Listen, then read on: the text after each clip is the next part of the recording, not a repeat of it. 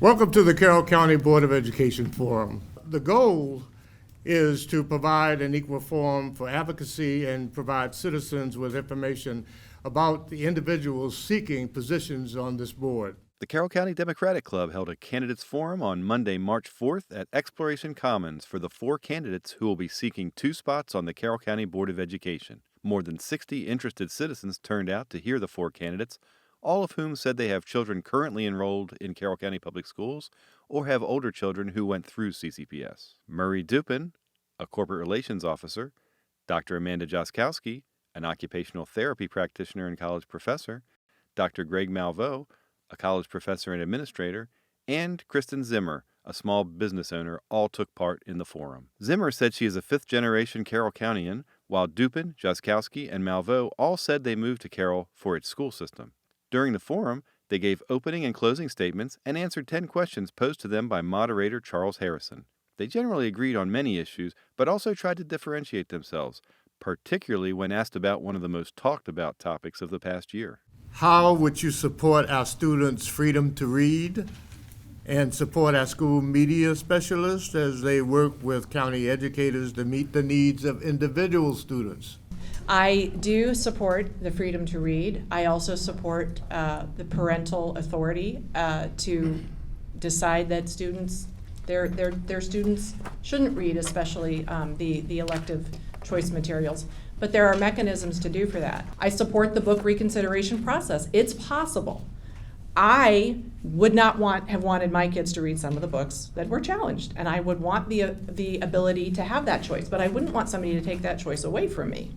I also think that our media specialists have been under fire. What was the way that they've been treated, the things that they've been called, the lack of respect, the lack of including them in the solution. It's what I'm saying about empowerment. The people in the schools with our kids know the most about what's going on and maybe how we can address legitimate concerns too that might come up about that.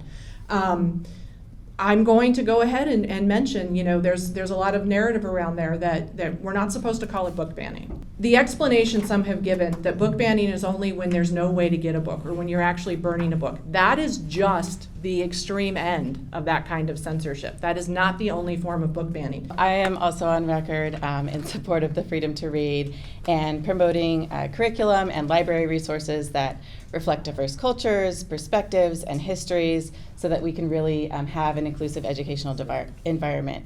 I think that the reconsideration process is something that is vital to a democratic system, and I support parents' ability to determine whether or not material is appropriate for their children, and I will always defend that right. However, what I don't defend is groups saying that they are for freedom and liberty, many of whom don't have children in the school system, and somehow want to protect my children from the choices that they make along with my guidance. I think that people are welcome to choose for their own children and their families, but they're not welcome to choose for mine. And so that's something that I will be advocating for strongly. I also think that there's been a lot of red tape, additional red tape put in place for our media teachers. The addition of the new Appendix J, the additional readings related to explicit content, and just the intense monitoring is something that is not helpful. It takes a lot of extra time and takes away from their ability to provide direct service to the students. I do not support HB 785 or SB 738, Freedom to Read. And I'm concerned that it strips away local boards of education authority to restrict children's access to content in public schools. We elected the Board of Ed. We elected them. And so let them do their job and not have people outside, the bureaucrats from Annapolis, tell us this is what you have to do. This is mandated. We put trust in our board. Let's trust them to do the right thing. And there were 6 books that were recently pulled that have nothing to do with race or sexual orientation, which sometimes is the crutch, but there's nothing to do with race or sexual orientation. Again, we just want graphic description of sex acts and rape and that sort of thing, not to have our children exposed, or at least to have parents the right to say, no thank you. Parents should have the right to express if they want their children exposed to those things. IT has put in content restrictions forever. They've restricted full internet at school. Since we restrict students from fully reviewing the internet, is that an internet ban? And on and on. We don't have PG-13 and R-rated movies shown in school without parental permission.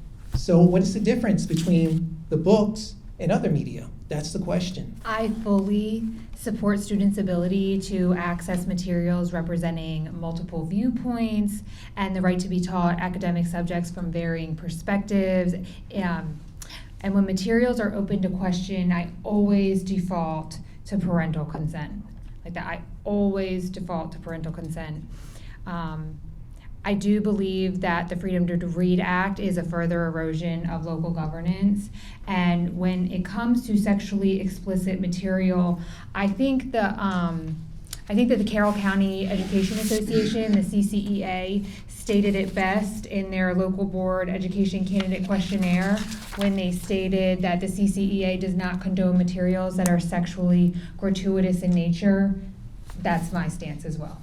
The candidates were also asked about Carroll County Public Schools' greatest strengths and biggest challenges. As far as some of the greatest strengths, I really do believe that there are many. There's the strength of the educators themselves, always is at the heart of any good school system. Without that, you cannot have a good school or a good school system. The community, we have an amazing community with engaged families and community programs, even when people maybe don't have kids in the system, like I don't anymore. We have a wonderful community that's engaged in how our schools are the center of our communities. We have had financial challenges for many years now, budgetary issues with the ability to compensate educators adequately and competitively. That's been an ongoing issue.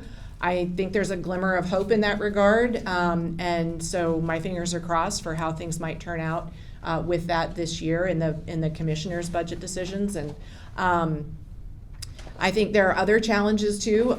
We are still in the aftermath of a pandemic that really disrupted so many things in so many ways, and there's a lot of ground to make up from that. We have the blueprint, which is just a complex, huge reform that is creating the need for a lot of creative thinking and collaboration. We have so many wonderful educators and school staff that truly care about our kids. We have excellent after-school and sports programs and lots of different opportunities for community members to get involved. I really appreciate the structure of the leadership and committee representation where parents and families can have a say in kind of shared governance related to curriculum and many of the other issues that are addressed in the schools. Many challenges, of course, as well. You spoke of several of them related to the budget, implementation of the blueprint. I do think with the impetus of the blueprint kind of pushing us toward raising educator salaries and making sure that we are providing sufficient facilities and really focused on preparing for career and college readiness. Those are all great things, and so it's just going to be working out the kinks of how do we do this in a way that makes sense for our community and also within the structure and guidelines that are set forth, understanding that that structure is going to be changing quite a bit. I also think that general mental health and physical safety of students and staff is of critical importance right now. What we do well, our strengths are many. Just a few, though, is that, and try not to repeat some of these, we spend less per student than any other county. We tend to spend about $15,000 on average per student. Others are up to about $21,000, whether that's Somerset or Baltimore City. And though we spend less, our students are at the top in terms of test scores and the MCAPs. So this is a real tribute to our teachers and our staff members. We have less issues with teacher staff vacancies to fill as well. We've had just 8 vacancies in 2 years, right? Or I'm sorry, we had just 8 vacancies 2 years ago and had over 20 this past year due to the good work of the current Board of Education that added 123 new positions. At the same time, we do have a couple problems.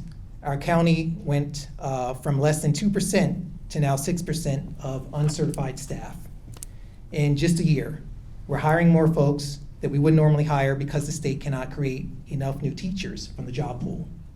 So we are forced to seek new hires outside of our state to meet the blueprint mandates and to keep our classes a smaller size. I love the question, what is our greatest strengths, because there are so many. I think first and foremost that our teachers are Carroll County Public Schools' greatest strength.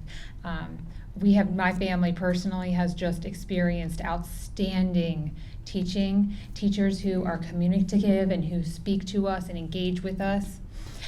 Another strength is that we are actually in Carroll County, which is a county that has a tremendous amount of nonprofits available to the school system to support our families.